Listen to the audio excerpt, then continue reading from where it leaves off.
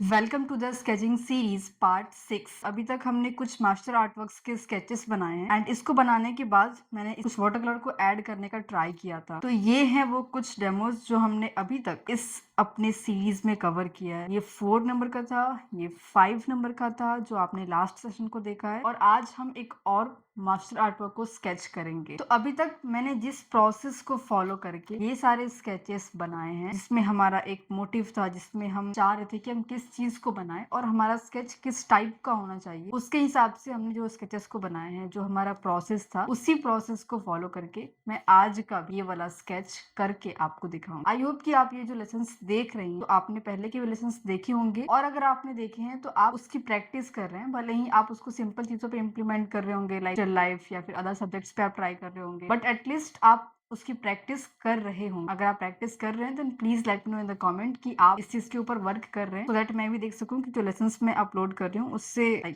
किसी को हेल्प हो भी रही है या नहीं। तो आज हम इस आर्टवर्क को स्केच करेंगे। तो आपको अभी तक क्लियर हो गया होगा अगर आपने पहले के क्वेश्चंस देखे हैं। तो हम इसको शुरू कैसे करेंगे? यहाँ पे जो बड़ी बड़ी लाइंस हमें दिख रही हैं, यहाँ पे बड़ी लाइन है, यहाँ पे बड़ी लाइन है। फेस का क्या प्रोपोर्शन रहेगा, फेस के हिसाब से हेड कहाँ पे आ रहा है, फेस का विड्थ, फेस को हमें कहाँ पे रखना है, कॉम्पोजिशन कैसा होना चाहिए, वो सब चीजों को देखते हुए हम अभी स्केचेस बना रहे हैं। तो चलिए इसको शुरू करते हैं। तो इन डेमोज में जितने भी हम पेंटिंग्स ले रहे हैं, जितने भी हम आर्टवर्क्स ले रहे हैं, उसमें जो मेन सब्जेक्ट है वो पोर्ट्रेट है, और उसके अलावा कुछ बॉडी के पार्ट्स, कुछ ड्रेस के पार्ट्स और कुछ एक्स्ट्रा पार्ट्स हमें दिख रहे हैं। इसलिए जो मोस्ट ऑफ द पेंटिंग्स है उसको हम हेड से शुरू कर रहे हैं। हेड को समझते हुए कि हेड का लेंथ क्या होगा, विड्थ क्या होगा, उसको देखते हुए फिर उसके हिसाब से चीजों को कंपेयर करते हुए, समझते हुए, सिंप्लीफाई करते हुए हम अपने स्केचेस को शुरू कर रहे हैं। तो यहाँ भी वही सेम चीज है। अगर हम चाहें तो सिर्फ इतने दूर के हेड को ना देख करके ओवरऑल जहाँ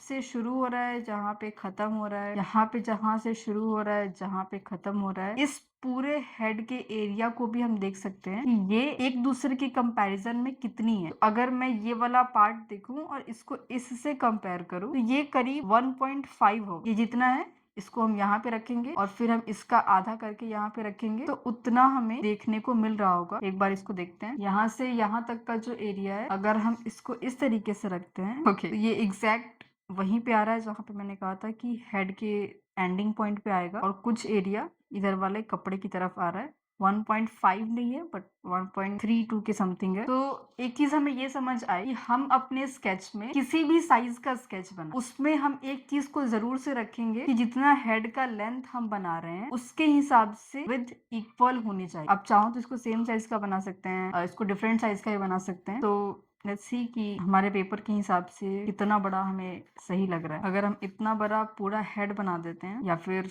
और छोटा अगर कर सकते हैं। अगर बॉडी के पार्ट को हमें रखना है अपने स्केच के अंदर तो हेड को छोटा कर देंगे ताकि हमारे पेपर पे वो फिक्स आ जाए, और अगर हम चाहते हैं कि हम हेड पे ज्यादा फोकस करें तो वो भी कर सकते हैं। अब ये देखना है कि जो इतना एरिया है वो हमें अपने पेपर पे कहाँ पे चाहिए। क्या दोनों साइड में स्पेस हमें इक्वल चाहिए और हेड एकदम सेंटर में चाहिए हमें, या फिर सेंटर से हल्का सा साइड में चाहिए? इस वाले स्केच के अंदर मैं इसको सेंटर में रखती हूँ कि मुझे करीब करीब से चीजें सेंटर के अंदर चाहिए। तो अगर हम इसको यहाँ पे रखते हैं और फिर इसको यहाँ पे मेजर करके और हेड का एंडिंग पॉइंट यहाँ पे मार्क कर देते हैं, और इसके करीब यहाँ तक में कुछ ये वाला जो एंडिंग पार्ट है ये आ सकता है। ऑब्वियसली यहाँ पे हम स्केच कर रहे हैं तो एकदम एक्यूरेट चीजें हो वो जरूरी नहीं है। तो अगर हम इसको यहाँ पे बढ़ा देते हैं और ये थोड़ा सा यहाँ पे आ गया, तो ये जो साइड का स्पेस है मैं वो देख रही हूँ कि वो एक जैसा आ जाए, और इसको फिर हमने इधर कर दिया। ये हेड का एंडिंग पार्ट हो गया। अब हेड का जो लेफ्ट साइड का एरिया है हम वही बनाएंगे कि कहाँ पे वो आएगा। तो यहाँ से सिर्फ यहाँ तक के पार्ट को देखिए और सोचने की कोशिश करिए कि क्या ये वाला जो लाइन है यहाँ से यहाँ तक के पार्ट के सेंटर में है या फिर सेंटर से हल्का सा कम है। फिर उसको देखते हुए कि कितना कम दिख रहा है, यहाँ पे रखूं तो सही लगेगा क्या, उसको देखते हुए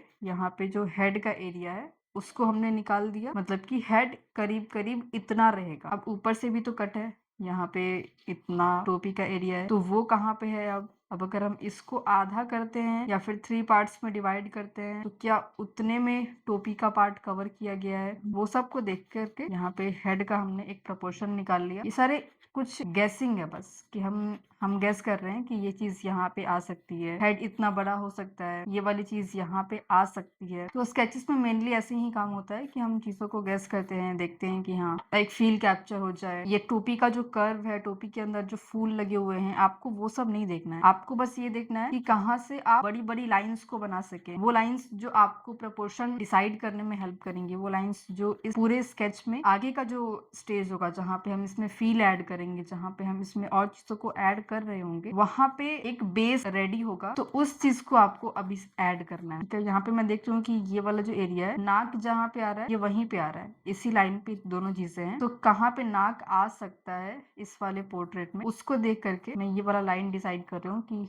करीब करीब ये यहाँ पे आ सकता है। और यहाँ पे फिर बाल का ओपन एरिया है और ये ऐसे जाएगा। यहाँ पे गर्दन है, तो ये गर्दन कहाँ तक जाएगा। इस साइड का जो गर्दन है वो इस तरीके की गर्दन जैसा नहीं है, ये थोड़ा सा अंदर की तरफ से है। फिर इसका लेंथ कम है, इसका लेंथ उसके जितना जितना नहीं है। फिर इधर का बाल कितना दिख रहा है। फिर इधर से जो यहाँ से यहाँ तक की लाइन है, यहाँ से लेकर के यहाँ तक की लाइन, इसमें जो बाल ये खत्म हो रहा है, ये सेंटर में है, फिर सेंटर से हल्का सा कम में है, हल्का सा ज्यादा में है। उसको देख करके यहाँ पे बाल का एरिया बनेगा। फिर ऊपर का जो पार्ट है वो डिसाइड करेंगे। अभी मेनली आपको सिंप्लीफाई करना है, चीजों को अपनी अपनी जगह पे रख देना है कि तुम यहाँ पे रहो, तुम वहां पे रहो। पहले सबको अपने अपनी जगह पे बैठा देंगे, तब उनका जो मेकअप है वो करेंगे। अभी जो ड्रेस का एरिया है, इसको भी बड़े बड़े लाइन्स में सिंप्लीफाई कर सकते हैं। पहले शोल्डर का एरिया अगर आप देखो तो शोल्डर इधर से नीचे है, इधर से ऊपर है। जैसे हाथ ऐसे रखा हुआ है तो शोल्डर इधर का नीचे हो गया है, इधर का थोड़ा सा ऊपर है हल्का सा। तो उसका हम ऐसे लाइन देख सकते हैं। अगर हम इस शोल्डर को यहाँ पे ऐसे बनाते हैं, यहाँ पे, तो ये इसके हिसाब से हल्का सा ऊपर रहेगा ऐसे हल्का सा। और ये वाला जो पार्ट है, ये टोपी के एंडिंग पार्ट से ही शुरू हो रहा है,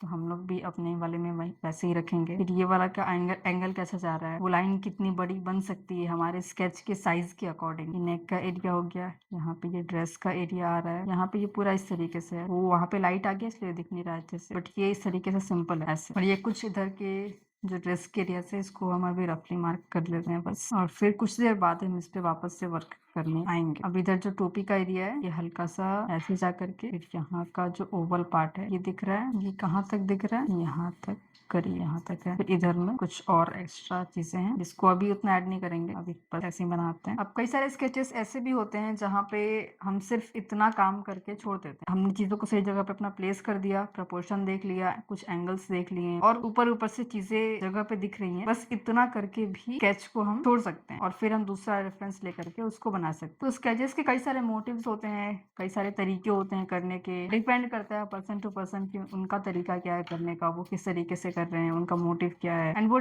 स्किल्स पे भी डिपेंड करता है कि हम अभी किस लेवल पे हैं, हम अभी किन चीजों को सीख रहे हैं, उसके हिसाब से भी हम स्केचेस के अप्रोच, सब्जेक्ट, तरीके, इन सबको चेंज करते रहते हैं। तो अभी भले ही एक मार्शल आर्ट को लेकर के मैं स्केच कर रही हूँ और डिटेल्ड वे में थोड़ा सा स्केच कर रहे हैं कि बहुत रफ ना लगे और बहुत डिटेल्ड भी ना हो, ऐसा हो कि ड्राइंग उसमें सही हो, ऐसा हो कि उसमें चीजें अपनी अपनी जगह पे हो। तो ये अप्रोच हम अपने स्टार्टिंग स्टेज में भी कर सकते हैं, बस सिंपल चीजों पे कर देंगे। लाइक जो स्टिल लाइफ हो गया, ट्रीज हो गए, लैंडस्केप हो गया, तो वहां पे बस हम इस सेम अप्रोच को फॉलो करके स्केचेस बना सकते हैं। मेन चीज है कि प्रोसेस, ये हम किस तरीके से सोच रहे हैं, किस तरीके से चीजों को देख रहे हैं, उसको किस तरीके से हम बना रहे हैं, और उसके बेस पे फिर आप अपने अकॉर्डिंग कर सकते हैं। यहाँ पे मैं कभी कभी इरेजर का भी यूज कर रही हूँ, तो कई बार हम इरेजर यूज नहीं करते अपने स्केचेस में और कई बार करते भी। वो वही है कि आपका मोटिव क्या है, उसके हिसाब से हम अपने स्केचेस में यूज कर सकते हैं। अब जो हमने स्टार्टिंग में लाइंस बनाई रफली, अब वही लाइंस को हम देख रहे हैं कि उसके अंदर एग्जैक्टली अब कर्व कहाँ से ऐड होने चाहिए, कहाँ पे हल्का सा और हमें चेंज करने की जरूरत है, कौन सा एंगल हल्का सा गलत हो गया, ये वाली चीज जो हमने यहाँ पे बनाई थी, क्या ये सही है या फिर हल्का सा ये गलत बन रहा है। अब वो सब चीज को भी हम अपने सेकंड स्टेज में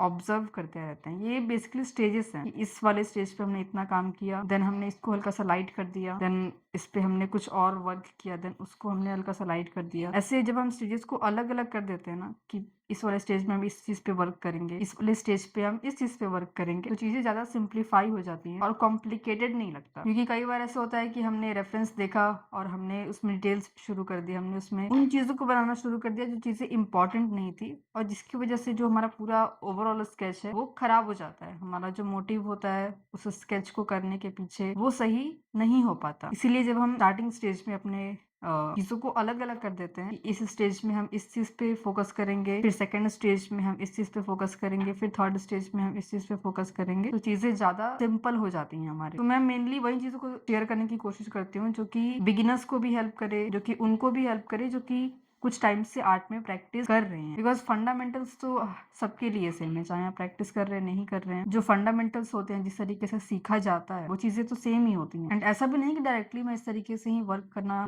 शुरू कर दूँ कि पहले से ही मैं इस तरीके के स्केचेस बना रही हूँ। जब हमने शुरू किया था, तो हमने कुछ दिन का चैलेंज लिया था, 90 डेज़ का, 60 डेज़ का, 30 डेज़ का, और उसमें बहुत रफ स्केचेस हम लोग बना रहे थे। We were in the group, कुछ लोगों की ग्रुप थी हमारी, और वहाँ पे हम लोग अपने-अपने आर्टवर्क्स को शेयर करना, अपने-अपने स्केचेस को शेयर करना, उस पे फीडबैक देना, उस पे फीडबैक लेना, वो सब चीज़ें चल रही थी। रफ स्केचेस बना रहे हैं, एक-दूसरे को टास्क दे रहे हैं कि इस चीज़ पे आज हम वर्क करते हैं, आज हम इस सब्जेक्ट को लेते हैं, ये हमारा मोटिव रहेगा इन स्केचेस में। वो सबको हमने काफ़ी टाइम तक किया है। उसको करते-करते समझ आया कि हाँ, स्केचेस इतने तरीके के हो सकते हैं, क्या इम्पोर्टेंट है स्केचेस में, क्या नहीं इम्पोर्टेंट है, एंड क्यों इतने सारे लोगों की ग्रोथ नहीं हो पाती है, स्पेशली स्केचेस के अंदर। स्केचेस के मोटिव को समझना, तो वो सब चीज़ें स्टार्टिंग स्टेज में हमने काफ़ी की हुई हैं, एंड अभी भी वो सारे स्केचेस वगैरह तो चलते ही रहते हैं, बट उसके अलावा ये सारे जो स्केचेस है, जहाँ पे अब हम अलग-अलग मोटिव को लेकर के, अलग-अलग सब्जेक्ट्स को लेकर के अब हम उसकी भी स्टडी कर रहे हैं, अलग-अलग मीडियम्स को भी अब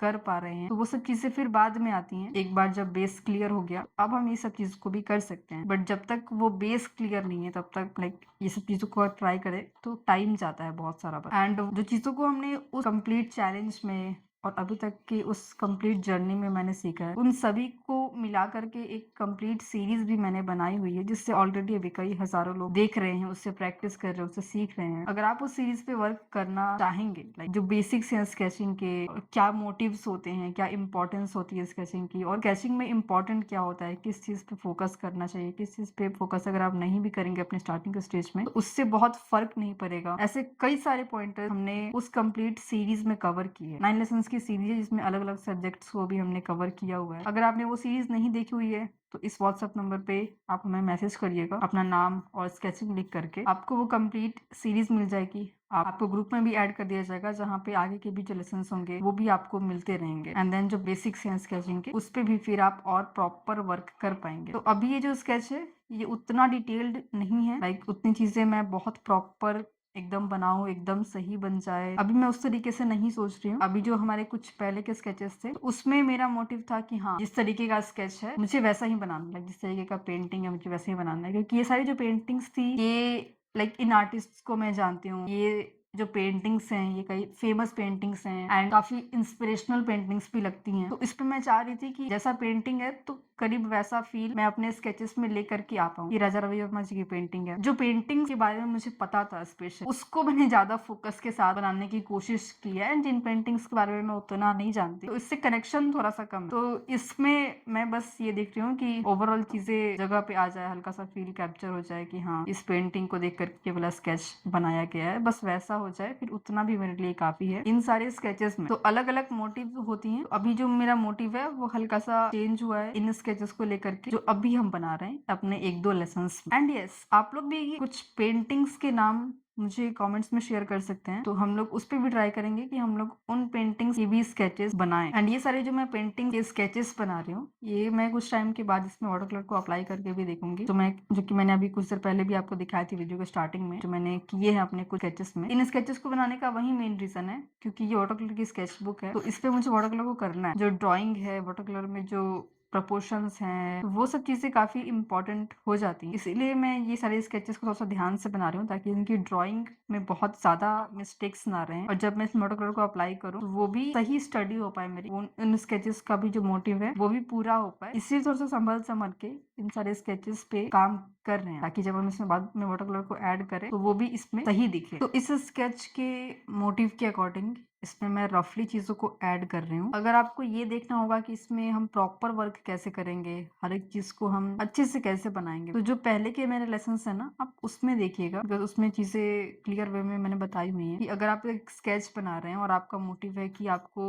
चीजें सही रखनी है, अच्छे से आपको बनाना है, तो फिर उसको कैसे कर सकते हैं, उसमें किन किन चीजों को आपको ध्यान रखना है, स्टेप्स में आप कैसे उसको डिवाइड करेंगे। तो उन सारे लेसन से आपको वो चीज क्लियर हो जाएगी। इसमें फेस पे हल्का सा ये शैडो दिख रहा है टोपी का, उसको मैंने हल्का सा पॉइंट आउट किया है बस। ये हल्का सा गर्दन का पार्ट, इधर रेस्ट का एरिया, फिर बाल का एरिया, इस तरीके से जिसे करीब करीब से जगह पे बस आ जाए वो मैं देख रही हूँ। ये वाला एंगल ठीक लग रहा है। ये जो ड्रेस का एरिया है, हाथ करीब यहाँ तक ही बस हो सकता है। और ये जो टेबल है जहाँ पे हाथ रखा हुआ है, तो वो कहाँ पे आ सकता है, तो यहाँ पे रख सकते हैं। फिर इधर से हाथ का एरिया जाएगा और यहाँ से नीचे की तरफ, और ये वाला हाथ ऊपर की तरफ। तो ये था एक छोटा सा क्विक स्केच, एंड इसको मैंने लाइक बहुत रैंडम स्केच की तरह ही रखा है। अदर जो डेमोस थे हमारे उससे काफी डिफरेंट है। तो मैं सोच रही थी काफी टाइम से काफी डिटेल्ड स्केचेस हो रहे हैं, तो कुछ रफ स्केचेस भी डेमोस अगर होंगे तो अच्छा रहेगा। बिकॉज कई बार जब बिगिनर्स लेसन्स को देखते हैं तो उन्हें ये लगता है कि स्केचेस ऐसे होते हैं, लाइक जिस तरीके के लेसन्स मैंने पहले अपलोड, तो परसेप्शन उनके माइंड में ये ना बन जाए कि स्केचेस ऐसे ही होते हैं,